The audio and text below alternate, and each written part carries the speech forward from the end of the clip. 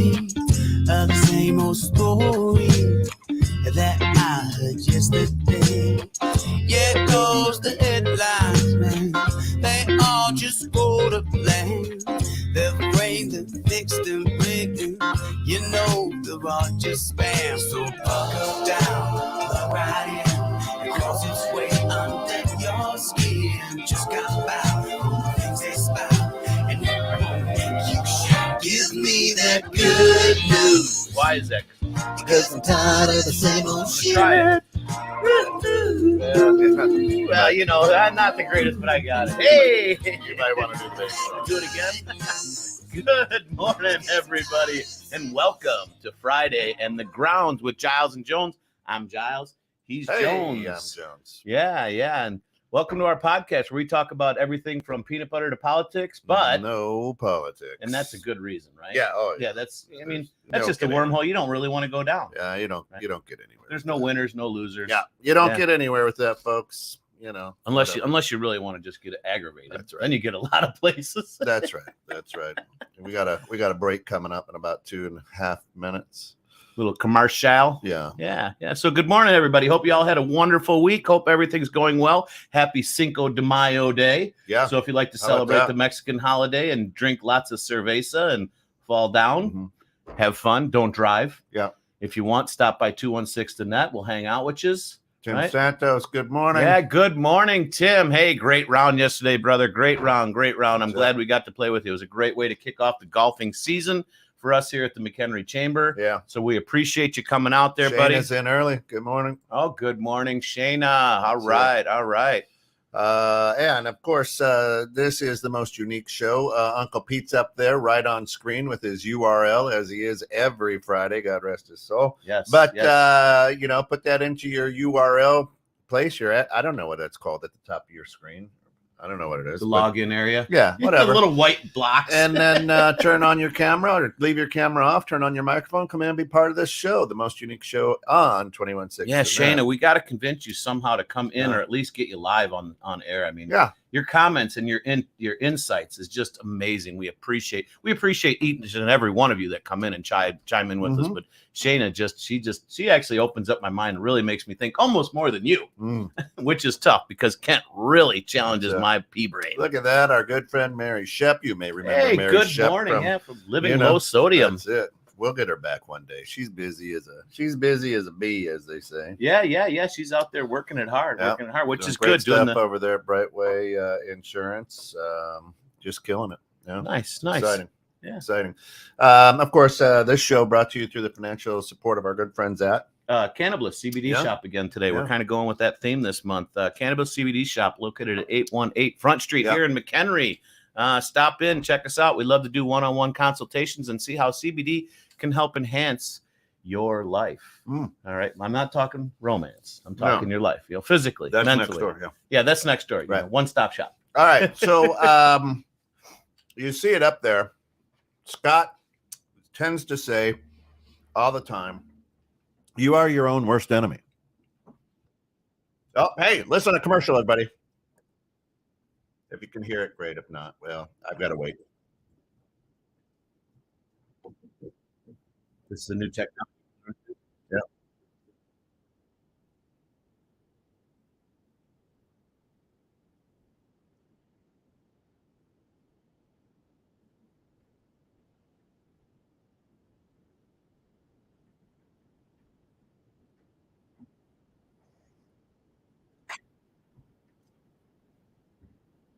Oh, hey, wrong one. That's close. We are getting high tech around here, sir. There you go. Holy cow. Big time. Little break there. Station identification.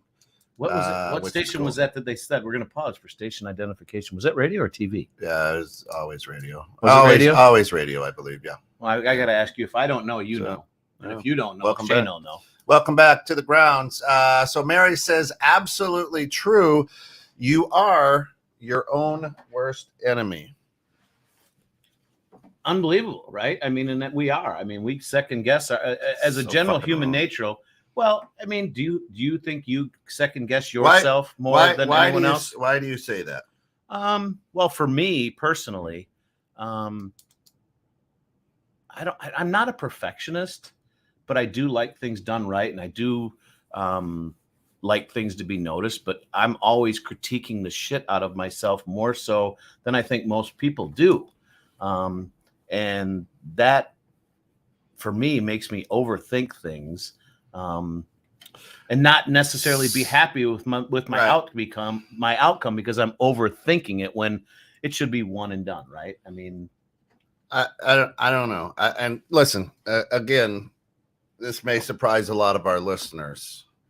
One thing that I, Kent Jones, absolutely hate is bumper sticker wisdom, bumper sticker theology, bumper sticker this is how I run my life.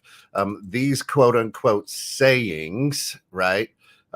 These quote unquote sayings are cute and tchotchke and marketing, and they make a lot of money because you can put them on a t-shirt or whatever. Look who's coming into studio with us right now. Our good friend Mary Shep. That's a picture of her ceiling. There hey, she's 7 feet tall. She's grown. Shayna says, Scott, I'll be in for the Midnight Seance Halloween show.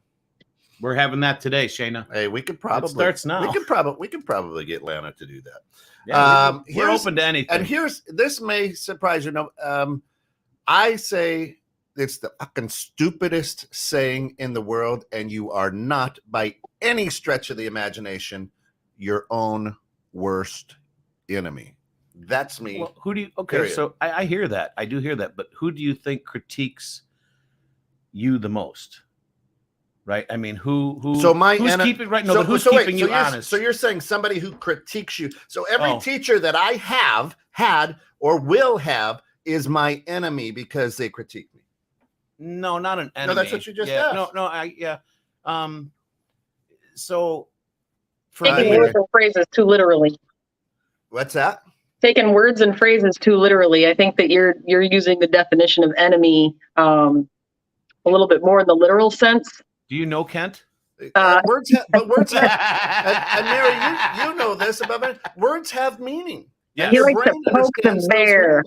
And your brain actually sucks them in without you even realizing that it's absorbing it and holding on to it. Right. And what I mean by its worst enemy is that we second guess ourselves nonstop. And for me personally, I am the hardest on myself. I am harder on myself than I am on anybody else, because for me, I feel like if I'm not doing it right and I'm not being the person I'm trying to, well, let's just say, teach my children how to be, it hurts me, right? So I'm trying to have them learn by watching me do it, right? And if I don't feel I'm doing it right, I'm harder on myself to make it better for the next time. So you are your children's worst enemy. Some days. Every day. Some days. Yeah. Some days I am. Absolutely. I think we're more of our own worst obstacle, not so much as an enemy. Okay. Oh, I like that. I like that. Yeah. It's hard to get out of our own way some days for sure. Right. I mean, for me, like if I get stuck in like rumination, I can't get myself out of it. And I start, you kind of get going down that own rabbit hole in your own, if then this, then, you just keep going instead of going, that doesn't matter. I'm here right now. Like I'm sitting next to Kent right now talking with you. I shouldn't be thinking about something else happening later. Right. That can mess you up because then your brain isn't staying focused in the present. No. Right. What does Tim say? What were you saying, Mary? No, then I agree. I think that it's more of a critical nature to go down the rabbit hole to the what if path or what could have been path versus what's happening right now, and being happy with what you've been given in the moment that you have right now versus wasting it either coveting or longing for what you used to have or don't have yet. Mm-hmm. Yep. And I'm going to come back to that here in a second. So Tim says, if someone takes the time to critique you, are they really your enemy, or is the person who says nothing your enemy? I like it. Right? I do. Agree. Yes and yes. Right. I mean, if someone's taking the time to critique you, there could be two different avenues. Like when I critique, I'm not sure how it comes across just coming out of my brain, but when I critique, a lot of times I'm trying to help somebody to give them a different point of view. So now you're the enemy. Right. Well, no. I'm trying to give them a different, right, but I'm trying to give them a different point of view. Sometimes that may come across as a negative. Like I love to help people to get past issues I've had or how I got past issues so they can learn how to get past them. But sometimes that might be taken in a negative context because of how it's brought across to them, right? I think all of it comes down to how well people on both sides. I mean, if you and I are having a conversation and either only one of us is, or but neither of us is open to the other person's opinion or concern, then you can't have a conversation. So it's the proverbial, political sides or religious sides or anything of that nature. I tell you to eat healthy and you say, salt's not a big deal. I can do whatever I want. If you're not open to the other person's perspective because you're so set in your knowledge of what you have that it's truth, and until someone else proves you completely wrong, you're going to believe that truth. So unless you both have the open mind to not have a tone in your voice and not be argumentative and not have that pushback, is the only time you're actually going to allow yourself to have that open conversation, to be critiqued by someone and not see them as your enemy. Yeah. Yeah, I agree. Because I mean, for me, when I get critiqued or questioned or whatever, sometimes I'll actually shut down because of the tone. Right. And and I think I do this too, and I try to pay attention and how it comes across. But, it's 99% of the time, if I'm talking to you or critiquing you, which for me, it's out of love. It's out of trying to help push you forward, how to help move forward. But I think sometimes, like that word that we should never use is should, right? You should, don't should on me. You should all the time. You should. I do. No, that's again, right. Great bumper sticker. Great bumper Scott, sticker. And let's live by that. Stupid. I love Kent. All right. So Sally says, good morning. I'd say you are your only obstacle. You literally can do anything. You just have to get out of your own way and do it. And Shayna says, some people will not let other people tell them what to do. Critical opinions don't hold any impact. If the only input considered is their own, whose critic are they hearing? Self-loathing people are super toxic for Shayna. I see them as their worst enemy because they are the only ones that can help themselves. Good morning, by the way, Sally. And in case you're wondering if Tim's shoulder's a little sore. Too much masturbation. Yeah. Anyway. Swinging that club. Yeah, swinging that club. Swinging that his club. Putter. The caveman's putter. His putter. Never mind. Is this mic on? Hello? Yeah, hello. Wait, were we in the same place anymore? And there's the shirt for the day. Or a bumper sticker. The shirt for the day. Shirt for the day. So, self-loathing. So here's let me tell you a quick story. As many of you know, I coach basketball, and I'm working with a local set of ladies, eighth grade women, right? And so I'm explaining things, and now understand, I've probably forgotten more about basketball than they'll ever learn. I've been coaching for over 20 years. So it's not new to me. So this isn't a new concept for me. And we run a drill and I explain it to the way I understand it. And they're looking at me and I'm thinking it's registering for them. Okay. And then we start playing a scrimmage and we get in there. They don't do it. I'm like, why did we just do that for a half hour? When you girls, and they just look at me blankly. I'm like, we really got to start executing things that we practice. We practice these things for a reason. Practice, yeah. And they're just looking at me like I'm an alien. So I go, all right, ladies. I need your help. At the end of practice, I always go around, what'd you learn? I go, I need your help. I want you to tell me how I can communicate better with you, because you're not hearing what I'm saying. You're not picking up what I'm saying. Right. And so at the end of practice, I go, okay. And I look at my daughter first, because my kids are never quiet, and I'm like, all right, Jones, how can I communicate better? And she goes, I don't know. Text me. She says, I don't know. And I'm like, you got to give me something. How can I get better if you ladies don't give me something? And then one girl raises her hand and she kind of says it like I'm going to snap back at her. Now, she's saying that I should do exactly what I thought I did, right, in my own mind. And my first response is, what are you, fucking stupid? It's exactly right. But I said, I asked for them. Right. And I asked for their help. So I had to have a conversation in my head going, say thank you, say thank you, say thank you. And I go, thank you so much. That will help me get better. And then about 8 hands fly up.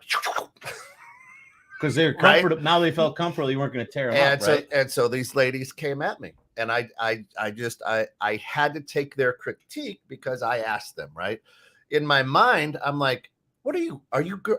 How did you not hear that this is, I'm saying that and I want to fight back, right? That's my first response. That's your first instinct, right? Yeah. And I just let them give me the critique and I had to go home and I had to chew on that a little bit and it helps me be better. But that they're not my enemy.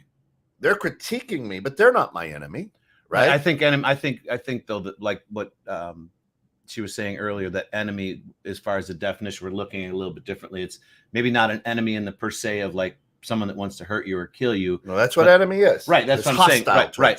Right. And that's, so I think, and I just wanted to kind of get at that one. I don't think that this is, they're necessarily an enemy, but they are questioning what you're doing. Right. Or critiquing or to make you think about it. Yeah. Right. But I'm just coming with the enemy part of it. So, thank you. Shada says, wow, that's powerful. It was. And the look on their faces when I didn't retort or say anything to them other than thank you, it was like the first time an adult has ever, they were able to. Well, they probably never have a coach treat them like humans, right? I'm like, hey, yeah, and it was so funny because once they saw, I was like, thank you so much for that. It's going to help me get better. So that'll give them, and that'll actually gain you a shit ton of respect for them, right? Because you actually ask them, right, what's going on, because they are involved in this process. It shouldn't be just, I tell you what to do, you do it, right? How do we communicate better back and forth, right? And everyone has a little bit different method of communication and how they work with things. Some people need to be yelled at, other people need to be talked to. And But if we're our own worst obstacle, if we're our own whatever worst enemy, however you want to say it, is we're not, nor should we be. The untold story of what we believe, right? Other people are going to think about what it is that I'm doing is your own worst enemy. It doesn't matter. There are things in your life where you go, if it was just you on an island like Castaway, you would go, that's good enough. You don't, because you're like, but you don't have that. Somebody's going to look at that and go, that's interesting. So I got to make that perfect. We're so consumed, I guess, not preconceived, but consumed with what other people think and are going to say. That is where our brain goes, my job is to help you survive. I am supposed to help you avoid pain. You're going to get your feelings hurt because you think you're doing a good job, but on your Corvette, you could have buffed that out just a little bit better, couldn't you, Scott? You see that? And then so you're walking around this going, I'm going to make sure that nobody can hurt me, and I need to do this. And that's where we get confused with we're our own worst obstacle. Right. Well, so for me, I know in my upbringing, how I was treated by adults, teachers, just older people, was I always got the feeling that what I was doing was never good enough, right? And that, I was told many times back in school that I would amount to nothing, right? Like that I was literally dumb, like I should, get a career in sweeping streets and shit like that, right? That's basically what you do. Well, right. Your first job was garbage. Right. It was selling garbage service, right? So they weren't wrong in that respect. But no, so for me, it was now, because that's the way I was brought up, when I do something that I'm being my own obstacle is because that was something that was brought into my subconscious brain. Even though they said it out loud, my subconscious sucked it in. And so now every time I do something, I think, not every time, but a lot of times, well, what would, let's just say, I don't want to say mom, but what would Kent think when I did that? And it drives me nuts because I catch myself doing that. I don't care what Kent thinks, right? Or I shouldn't care what Kent thinks. But because of the nature of my upbringing and the people that I was around and the things that I wanted to do, that's what got sucked into my brain. And I'm learning day by day how to get rid of that. One of the best things for that is the gratitudes, right?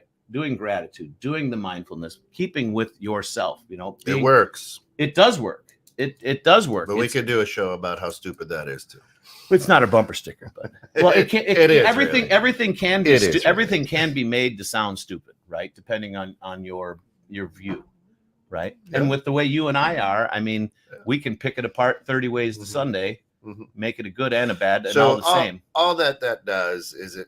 So if you take a look at number 7 on the board for rules for success, it's you have to practice mindfulness. All that writing down things that you're grateful for makes you stop and focus in the moment. There you go. Yep. Right. Yep. So when we say we're our own worst obstacle, we're our own worst enemy, we're our own, whatever you want to say, it's because if we were just to stop and take a deep breath and go, okay, what is my brain trying to protect me from in this moment? You would go, just go do it.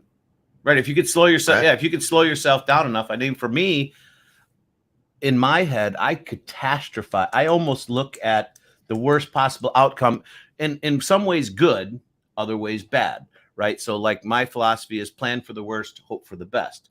But when I go to do something, before I do it, I'm already looking at 20 different ways down the way. And in some respects, that saved my life by looking down and second guessing. Right.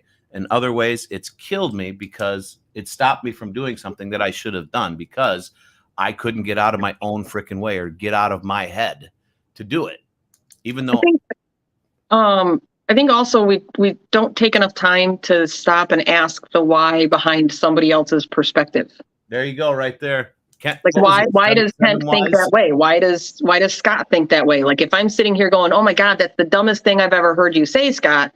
Like what the hell? Instead of saying you're stupid, why not say why wouldn't I ask if that doesn't align with what I think? How did you come to that perspective? Is it because of your upbringing? Is it because of your spouse? Is it because you had a bad day? Like why is that your perspective and why is it so different from mine? And if I ask that why and try to learn your perspective, it might end up teaching me something. And then at the end of that conversation, either you're going to learn something or I'm going to learn something. And either way, the both of us come out ahead. Right. And and I love that because you'll make me think, potentially of it in a different manner, looking at it from a different perspective. And Kent has talked about it quite a few times. We've talked about it in the green room and stuff about, 7 whys? Yeah, something like that. Just keep asking why. And he said, by the time you get to the 7th why, you're basically should be crying. You should be crying. It should be that rooted in. Lisa, good morning. I'm going to guess that's Lisa. Says you can ask, what memory is this bringing up? And whose voice am I hearing when I hear this in my mind? Or do I have evidence this is true? And it's so true, right? And that's kind of what I'm saying is, right? So I look at what you just said. We're our own worst enemy. Negative. That is a negative statement. I plan for the worst, but hope for the best. Negative. Everything that we do, when I say we, as a majority of humans, negative. Why would you even plan for the worst, but hope for the best? Why not plan for the best, hope for the worst? Why is worse even in there?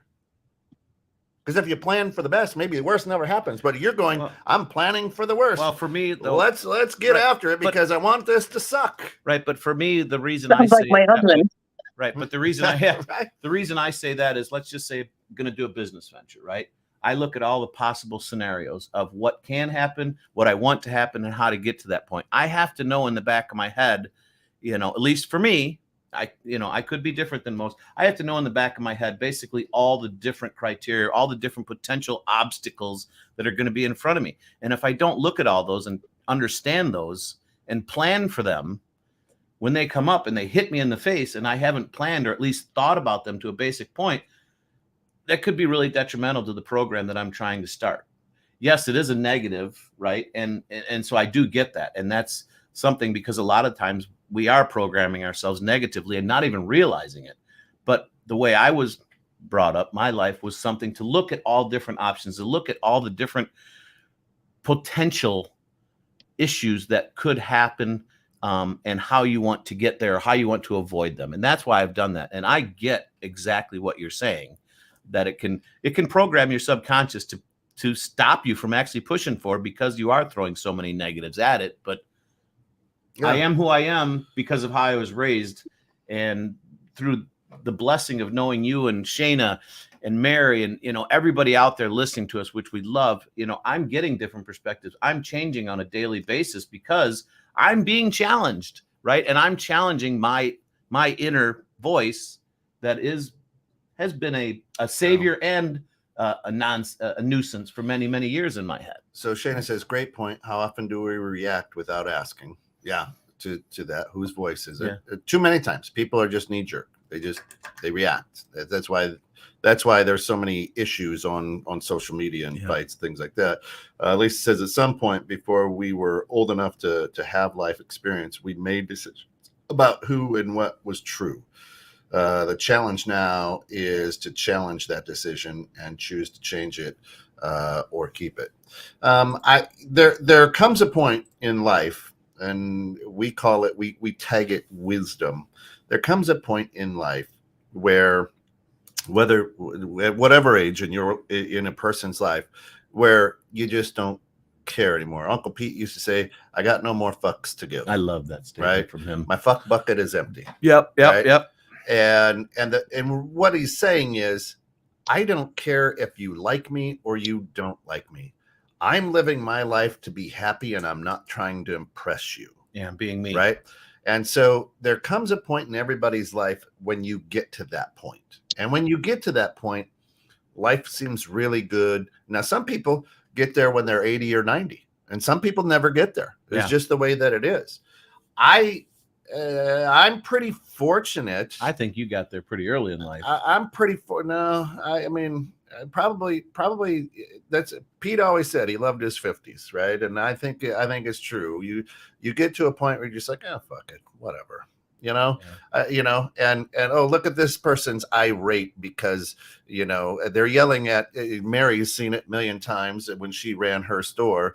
This person had a bad day, and now they're taking it out on the 16-year-old cashier, where I used to get fired up about it, like, damn, leave that kid alone, and getting the person's face is going crazy. And now I'm just like, oh, go up there and apologize to the little guy or gal. Be like, hey, sorry, buddy.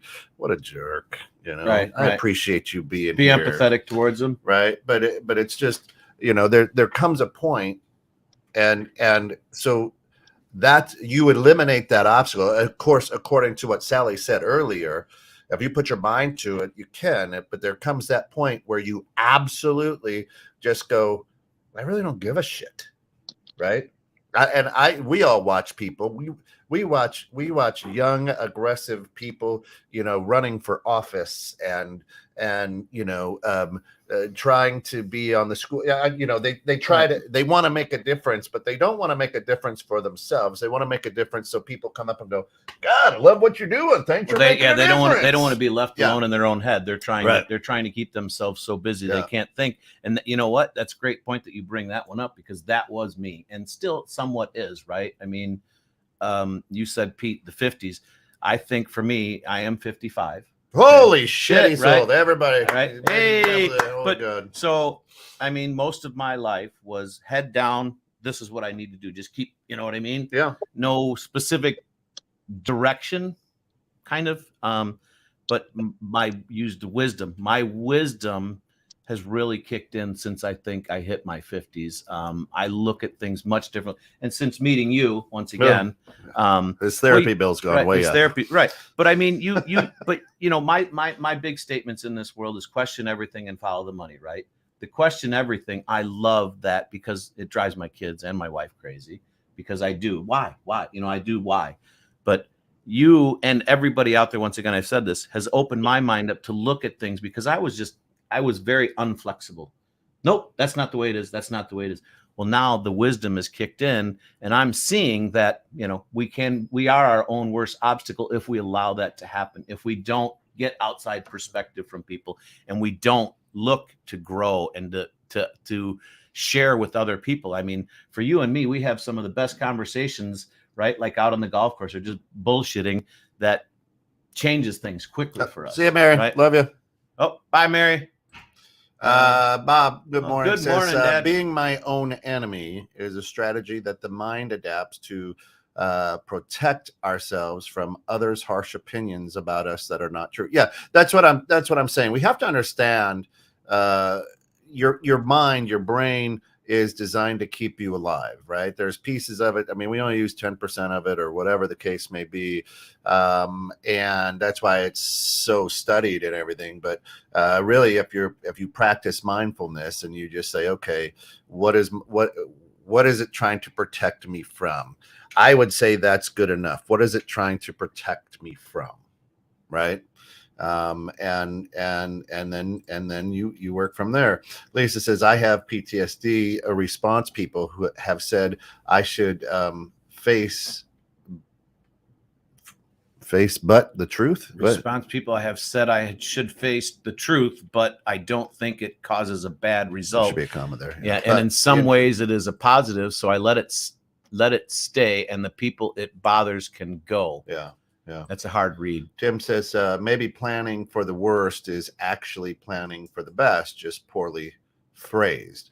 You should consider what could go wrong to prevent it from happening. Well, and that's kind of what I'm getting at. And that's why I'm saying I'm looking at, what could go wrong and going, okay, I have to plan that's part of something that could happen.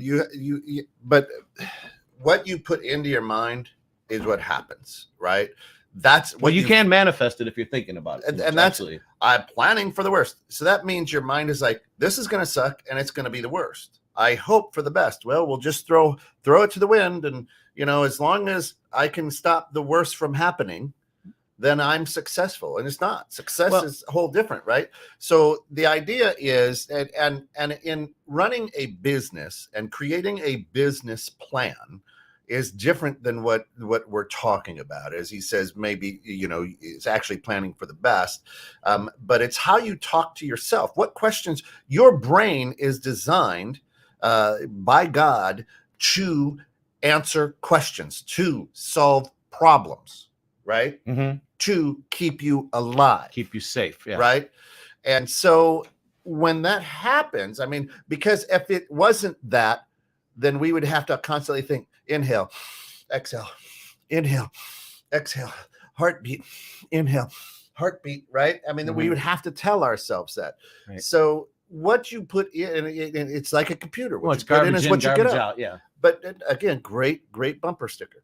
But the bottom line is that's why I'm saying the word enemy, your brain knows what that means. Right, it's a negative connotation. Right. That's what an enemy is. Somebody is hostile against you. You understand what that definition is. And that's why I say, no, you're not your own worst enemy, because at no point do you ever want to be hostile toward yourself. Right. Now, there are people who have mental issues. Yes. Right. Yeah. And those are things. I'm not a psychologist. I'm not a psychiatrist. I'm not going down that road, but we know there are people that have those issues where perhaps, yes, they want to do bodily damage to themselves. Right. They could be possessed, whatever the case may be. Okay. But then I could go down the road and say, well, if you're possessed, it's not you, it's the demon. Anyway, we're not going there today. But planning for the best is, why wouldn't you just say, I'm planning to be huge, right? Tim has had massive, massive success, and I'm so excited for him just to watch over the last 3 years that I've known he and Sally, on how their business has just blown up and how, he's nationally recognized, right? Very dynamic company. So, but I'm sure he doesn't sit there and go, well, this week, 75 things can go wrong. So let me focus on the 75 things that could go wrong and hope that they don't. Well, so let me just jump in on that one. So what Tim says here, and this is kind of why, I guess it is kind of poorly phrased, because maybe planning for the worst is actually planning for the best, just poorly phrased. So for like with Tim, he's in insurance, right? Planning for the worst, God forbid I die. I get life insurance. So I'm planning for the worst. I'm hoping that I don't die and need that. Why insurance. Is that bad if you die? Well, because I'm not living anymore. I feel it's bad. When I die, the world is going to miss me, and my family's going to miss me. So again, stop right there, proving my point earlier. Your obstacle is everybody's going to miss me. They're going to be sad. I don't want to die. You know what? When you're dead, you don't know. Maybe they'll celebrate like, holy fucking shit, absolutely, about time. God, the old cooter should have died 17 years ago, right? But you know what I'm saying? That's what I'm saying, though. But that's something that in life that we cannot get away from. So I'm planning for that, to take care of my family in the event. But again, you think that's bad. Why? Because of how other people. I think it's bad because feel. I don't want to die. So to me, everybody dies. Everybody does die, right? But we can also, there's things that we can do to make it not, in my mind, as traumatic, right? You die. I planned for that happening, so I got a life insurance policy. So now my family can continue to live at least somewhat comfortably, even though I'm gone. They might be happy I'm gone. Who cares? You're dead. I do. But I don't care once I'm dead, but I care now. Right. And so I can only care about what I have right now. Again, and I'm in the moment. Again, you are worried about what people. Oh, my God, he didn't have a life insurance policy. The piece of shit left his family broke. You're dead. You don't hear that. No, but it's also doing stuff like that teaches my family and maybe friends, too, that, hey, in my mind, I did what I feel was right by trying to take care of my family in the absence of my life, that I'm trying to take care of them. But again, why is that bad? Why is your death bad? Because the earth loses me. I don't know. I think, so my death is bad for my family because I feel that they truly do love me and my friends, and they're going to miss me. So in that respect, it's bad. It might be good because me passing might also make people look at life differently and change. So here's planning for the worst is actually planning for the best. So you fall in love with Sally. You fall in love, right? With your beautiful bride of how many years? Well, we've been together 34 years. Married for 26. All right. I've been married 31. We've been together 33. And as I'm planning the wedding, I'm going, well, you know what I'm going to do? I'm going to go chop off my cajoodle because I don't want to cheat on her. And if I don't have my cajuncles, then is that planning for the worst? I won't cheat on her because the worst would be divorce. I don't want divorce because I love this lady. So you know what? I'm going to plan for the worst. So let's go ahead and castrate right now. So that way, but cheating doesn't have to be. But sexual. then I'll hope for the best that I never do. She doesn't get the cajoodle if you cut it off. So did you go through that? Did you look at all the ways that you were going to get divorced before you go, hey man, I love you. I want to spend the rest of my life with you. Let's get married. No, I don't. And this is the most successful thing you've ever had in your life. The most long-term thing you've ever had in your life outside of your relationship with your parents. And yet you tell me, oh, I need to plan for the worst.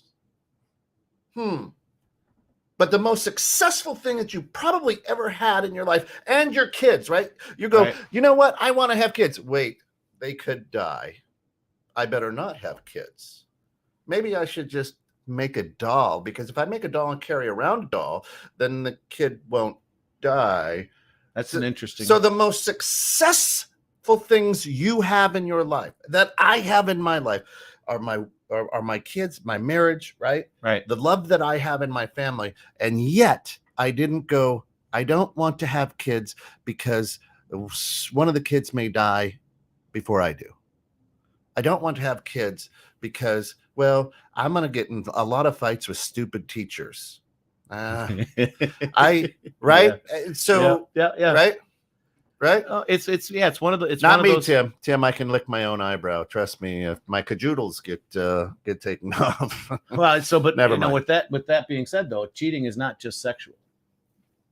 You can cheat in other ways if you want to go down that road. But yes, right? Right. But I hear what you're saying. Yes, you can slide money under the Monopoly board. I get it. Right. But right. I hear what you're saying. I definitely follow your comment. So the most successful things that have happened in life, you didn't plan for the worst and hope for the best. Some of the best things that's happened in life aren't planned. They just happen. And that's where just letting life happen to you is important. For somebody like me, it's a little tougher because I like to be in control. But some of the happiest, best times in the world are shit that's just happened. You know what I mean? Had no control over it. And that's part of the mindfulness, just living in the moment, right? Just letting it happen and not overthinking things, because I tend to overthink things. I don't know about you out there in our listeners land, but you know, we tend to overthink things. And I think that's what helps us become part of our worst enemy. Shayna says, do you have an example of well-meaning advice that proved to be bad? Let us know next week. I'll let you know this week, every week right here on the grounds. Yeah. Go back and listen to our past shows. Seriously, listen, the whole idea of you are your own worst enemy, or this let's one. change it to obstacle. Or I like obstacle better than okay, whatever you want to put in there, like, hey, it doesn't matter if you win or lose, it's how you play the game. We take these words and these bumper stickers from people who are losers. You are your own worst enemy. I was my own worst enemy. That's why I didn't make it in life, man. I'm so critical of myself. You know, I held myself back. It's for the people who haven't done shit in their life and they have to make an excuse. And now we go, oh, that's brilliant. That's why I'm not where I should be. I'm my own worst enemy. I'm my own worst obstacle. Oh, right? It doesn't matter if you bullshit. It matters if you win or lose. Why are you playing the game? You play the game to win. Right. Listen, I changed the rules to Candyland in my house. We call it Battle Candyland because I like to win. I want to play that game with you then. Yeah, Battle Candyland. That sounds Battle awesome. Candyland. It's great. Awesome. I'll show you. You're going down 3 levels because you didn't hit the Candyland forest. Oh, and then you got to switch cards. I mean, it's crazy. We got to do that. We got to come over. You got to come over with Alice and bring that game. We'll play it outside. I mean, it's great, but you understand what I'm saying? It is if you win or lose. And your whole life is that survival. Winning is survival, right? And that's what your brain tries to do. That's why it does matter if you win or lose. All right. But and again, you go back to success. We measure success by how other people view us instead of by saying, you know, so you take a look at a homeless person, right? Sal, how are you?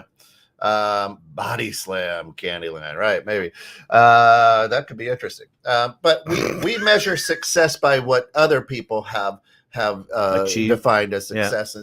I mean, there are homeless people who, if you ask them, are very successful because that's the way they want to live. Right. They chose that life. Right. Right. That's their success. They don't want to get caught up in the runaround of everyday life. Right. And now we see more and more and more and more people across America going to, you know, homesteading and getting out of the grit, you know, the grind of cities and things like that, and buying land and doing things. Right. And so the minimalist living. Yeah. And so the whole idea is success should be defined how you do it. Right. What's important to you and what do you want? Right. You. So I am one who I won't say I'm my own worst enemy. I'm my own worst obstacle. I'm my biggest fan. Right. I am my biggest fan. And I'm the person who pushes myself to be more, to be ambitious, to be curious. Right. And you know what? I don't ever plan for the worst, because I don't know what that is. I don't know what that looks like. You understand what I'm saying? I don't. Okay. Drew Cappuccino, he's been on the show several times, lost his older brother, just a few months ago. Yeah. And I had to tell him, I go, listen, bro, I'm here for you. But if you're looking for words of advice, I got none. My brothers are all alive. Right. Yeah. There's nothing you can relate to. I don't know what that feels like. I'll sit with you and I'll walk this journey with you, but I can't give you any advice. And that's why I said, I go, and here's the other thing, like somebody passes and they post it on Facebook. Oh, you know, somebody passed and everybody's like, oh my God, I'm so sorry. But you're not sorry. It's horseshit. Just tell the truth. This fucking sucks. That's what I do. It sucks. Right. This sucks. You're just straight up. Right. And this is a shitty post. Be honest with people. Right. The only reason that I say, you know what, I'm sorry, my prayers or my thoughts and prayers are good, because we want them to think, oh, it's a big deal for me. I didn't know you, brother. Right. People die every day that I don't know. And I don't just post out there on Facebook. Oh, if anybody lost somebody today, my thoughts and prayers are with you. Right. Sorry. Well, we say that to kind of console the individual, even though we have no idea what they're going through. Right. And you know what? It's uncomfortable. I get more people who reach out to me, send me a text or call, go, you know what? Thanks for that, for being honest, because it does fucking suck. Right. Well, and that's right. And that's all. And Yeah. I mean, that's all that I really want. I mean, when you said that the first time for me, I'm like, my prayers go out to you. No, you know what? Hey, dude, that sucks. If you just need anybody, I'm here for you. Yeah. Let me help you go down this, and we're going to learn it together. Absolutely. In banking or lending, they call it risk and risk assessment, right? And that's why there's different interest rates, there's different guidelines for things. Yes, but again, that is I'm using a tool. I'm going to lend you a tool, okay? Much like Scott lends me he's going to lend me his chainsaw. He's going to make sure to go through and say, listen, here's how the brake is, this, that, you should wear jeans, whatever. Don't go out there in your flip flops. Please, this is my chainsaw. I don't want you to get hurt, right? That's the bank's way of saying, here's how this machine works, right? And if we think you are able to use that chainsaw, we're going to give it to you. If not, we might go, you know what, here's just a handsaw, right? Because we don't think we're going to get hurt and you're going to get hurt. Well, in Shayna's example, as far as the bank being risk assessment, and she says, the bank needs to know worst case scenario. That's kind of something you guys do look at, is what's the worst thing that can happen when you go to get a loan to somebody. You're looking at their numbers and you're assessing whether it's worth giving them the loan or not, right?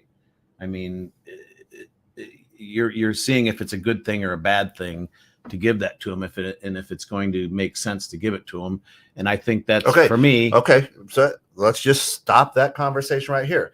That's me giving you something. That's not me telling me something. Yeah, that's me saying, here's my money. I want it back. And I'm going to get it back at this rate. And how much of that am I going to get back? So that's me giving you something. So now you are my worst obstacle because I'm giving you my money.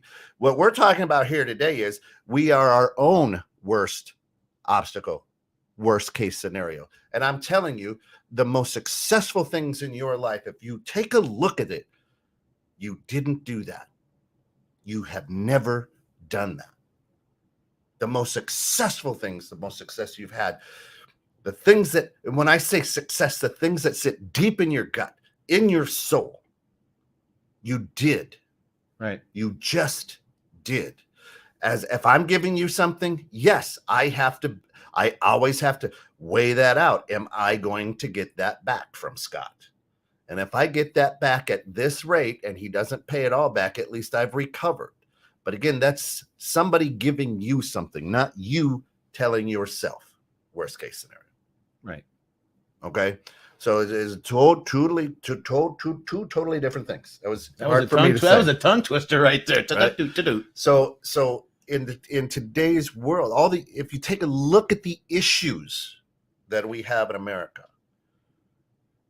if everybody would stop and just take a deep breath and practice mindfulness, would we have these issues? Hell no. No. The world would change pretty quickly, right? If we could get people to focus on themselves and, where they want to be and who they are. And, your comment, your statement of the greatest success. And I've never really looked at it that way success as being your wife and your kids is your greatest success is just a wonderful statement. Look at the little grandkids running around. Right. And and that's your biggest success, bro. Right. I mean, I've got a good, wonderful, healthy, happy family, even though we've got our strives and our struggles. Looking past that statement right there is just absolutely huge, because and this is sad to say, but I've never looked at my family as a success. I've looked at them but I've looked at them as my family and my life's work to raise them or to help them raise. But I've never looked at it, wow, dude, you're killing me, as my greatest success, because we have, as a marriage, they say that you're to help your spouse become the greatest possible person they can be. Right? I mean, your job as a husband is to help your wife become the greatest person she can be in any way, shape, or form. No, just me, and that is what I tell my daughters too, and I've told my son. I'm like, all men are idiots. You just have to find one that you can put up with. And son, you're a man, so you're an idiot. You got to find a woman who can put up with you. My job is Alice wakes up every morning and goes, I'm married down. See, now that feels good. That's negative. I feel good about it because I married down, right? You married up, she married down. Oh, way up. I outkicked my coverage, as they say there. Drew, good morning, says if Scott doesn't pay tooth and knuckles, we'll collect. That's right. Hey, how you doing? It's always nice to see. Hey, how you do? Hey, how you do? Hey, Tony sent me over. Yeah. How you do? Hey.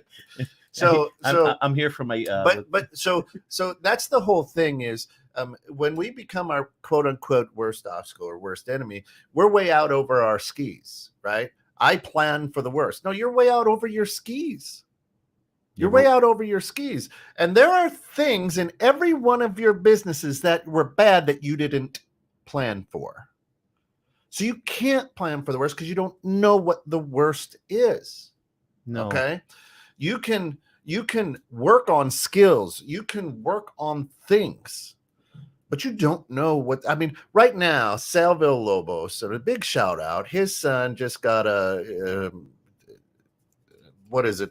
He's doing internship for engineering. I marvel at how impressive his son. I mean, just brilliant young man as I watch from afar. But I remember him as a kid, right? So in my mind, I still see Sale's family as a kid. I'm like, wait, this kid's wow, what's grown up, making some strides. And so I sit there and I marvel and I'm excited for Sale for that success, and that is awesome, right? Junior in high school, yeah. I mean, already it's crazy, right? And an internship in engineering and just how well Sal and his wife is, what these kids are doing to me is huge, right? It's incredible to me, right? So yeah, and Shayna, I will say absolutely 100% yes. She says, so in case you're wondering, Shayna says, do you wear a seatbelt because it's the law? So you only wear it because it's the law, not because it can help you? Absolutely 100% yes, because I can show you statistics of people who wore them and, of course, died because their seatbelts were on, whatever, right? And have been paralyzed and things like that from seatbelts. We all can do that. But you can always find the good with the bad. I will tell you, I was raised in a time where seatbelts were not the law, and I can tell you unequivocally, we never wore them. Well, that's because Dad sat you in the back of the station wagon looking back and said, don't bother me. We never wore them. No. Right? No. So I can absolutely honestly say if it wasn't the law, I wouldn't put it on. Why? Well, because now cars are safer than anything. Yeah. They stop themselves. We've now got glass that you can't fly through. Right. They crash avoidance. They crash avoidance, crumple zones, things like that. And I can honestly tell you, if it wasn't the law, I certainly would. Look at Sal puts in there, but he can't clean his room. Yeah. Well, sometimes you got your priorities aren't. Yeah. Sometimes hey, you can only have the certain things that you can really take care of. With my kids, I didn't bother if they clean their room. It's your room. If it's dirty, close the door. I don't want to see it. Rest of the house, pick it up. Dirt attracts dirt. That's what I say. And keep dirt out of my house. Clean your damn room. That's a mental play on you if you're coming into at least for me, coming into a dirty, messed up room all the time, I think just really gets to my head. But hey, you choose the way you want to live, right? I mean, that's the beauty of there's another bumper sticker. Yeah, that's the beauty of who we are, is we can choose what we do and what we don't do. We can choose to let ourselves be our own worst obstacle, or we don't. And through shows like this and reading and other people and interaction, we can learn that, and we can help to reprogram our brains to be our best friend. Because that's really what we need, is to be easy, at least for me, is to be not as harsh on myself and to just accept things the way they are. And, once again, realize that my family is my greatest success. My businesses don't mean Shit. Thanks, Right. Kent. My businesses don't mean shit in the big picture. And there are people. So one of my rules for success is work on your weaknesses, right? And there are people who will say, "Oh, why do you want to work on? You should work on your strengths." And then your strengths are you're good. Your strengths are your strengths. But if you don't work on your strengths, on the ones if you don't work on your strengths, they become weaknesses, right? It opens up a conversation, right? I also have prove them wrong. Who's them, right? Or who are they? So the idea is I have 10 rules for success that motivate me, that I look at on a daily basis. Number one is get better every single day. I'm 53. Have I gotten better today? At the end of the day, I look in the mirror and go, did you get better today? Okay. Well, and you better say yes. Right. So number 2, you've got prove them wrong. Who's them? Yeah. Who's them? You should be proving yourself. Yeah. So wrong, it's right? Gerald. Yeah. So Gerald is the gremlin in my mind. It's that inner voice. So I got to prove Gerald wrong. Well, I think that's what we're talking about as far as being our own worst enemy or obstacle. That's your inner voice. It's second guessing you all the time. No, my inner voice doesn't second guess me. It doesn't second guess you. No, okay, it doesn't. Maybe not all the time, but do you not have that in the back of your Everybody head does. going right? So, everybody does, right. But it's not an enemy. So it can be used to It can be used to the benefit or to a detriment, depending on how you view. No, that's why I say you stop and go, okay, what is my brain trying to protect me from? And if it's nonsense, or if it's made up, or if it's something that I down the road that is not ever going to happen, then I in that moment go, I prove them wrong. Right. Yeah. What's my brain trying to protect me from? That's you understand what I'm saying? Yeah, that's a good question to ask yourself. Right. Right. That's being mindful. That's being in the moment. I mean, Buddhists call it Zen, being right now in the moment. I'm not worried about 5 minutes from now. I'm not worried about what's going to happen on In the Know with Steph and Joe right now. Right now, you're on the ground right here. Be at the ground. Right here. I can't be worrying. Oh my gosh, what's Lucy doing at school? Is there an active shooter at school? I can't worry about that. I'm right now in the moment, right here. Yeah, you have to deal with that when it comes. Do you understand what I'm saying? So that's where I'm at, right? Yes, we are always hedging our bets. Sale says, don't be afraid to fail and fail again. Just learn from each failure to keep growing. You only fail if you quit or keep doing it the same way and expect different results. And again, another great bumper sticker. And then I would say, please define fail. Go out. Giannis Antetokounmpo just was asked last week, and it's all over social media. He plays for the Milwaukee Bucks. He plays for the Milwaukee Bucks. He got bounced out, and they asked, "Hey, was this season a failure?" And he goes into an incredible diatribe on understanding. He goes, okay, so Jordan played for 15 years. He only won 6 championships. So the other 9 years were failures. And a hush goes over the room. Right. He goes, it's perspective. Right. So again, before I answer that, don't be afraid to fail. I would ask, what is fail? Well, fail is usually parameters that somebody else put on something. What's the criteria of a success, right? Right. Did you wash, so washing your car, right? If you didn't wash your rims, did you fail? No, I just didn't finish properly. Success is hitting the bed at night and waking up in the morning. That's a success to me, right? If I can get to the bed at night and I can wake up in the morning, total success, right? Elon had a rocket blow up and all he said was, good job. We learned a lot. Absolutely. That's it. Right. That's it. We learned what not to do next time. That's it. Right. And yeah, I mean, there is no success without failure. There is no success without failure. Number 6, learn from your wins and losses. Yeah. There you go. And here's the other bumper. Here's the other bumper sticker, right? It's okay to fail, but fail faster. Yeah, prison is full of success. Right.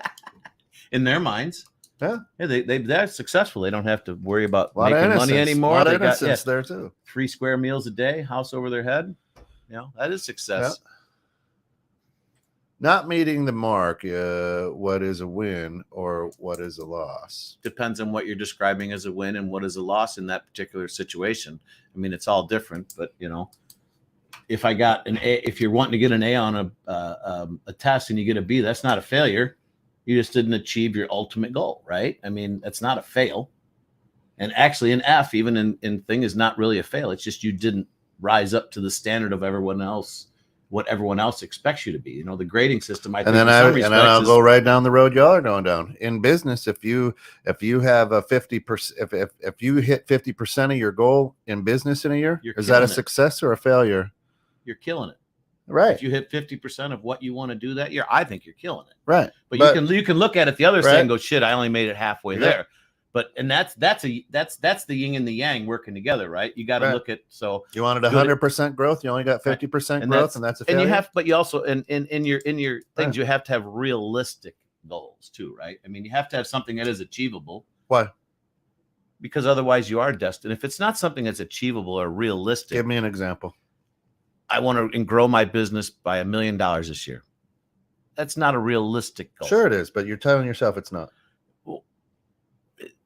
No, it's not realistic for me to grow at $1 million in a year, because there's not a way in my businesses to ramp it to that point. Sure there is. You now just to say I want to grow but to say that I want to grow my business 10% is more of a realistic thing in my eyes. In your eyes. But you're and somebody like you might explain it to me differently, and I could look at it differently. Yeah. So you got a storefront. So the way you're doing business right now, I would say, is good for 10% growth. Do business differently.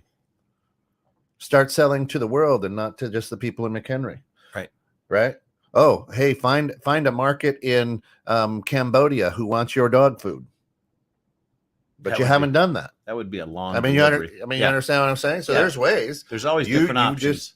You are your own worst enemy, Scott. There you go. Hey, listen, we got to get out of here. Holy cow! It's 8:31 already.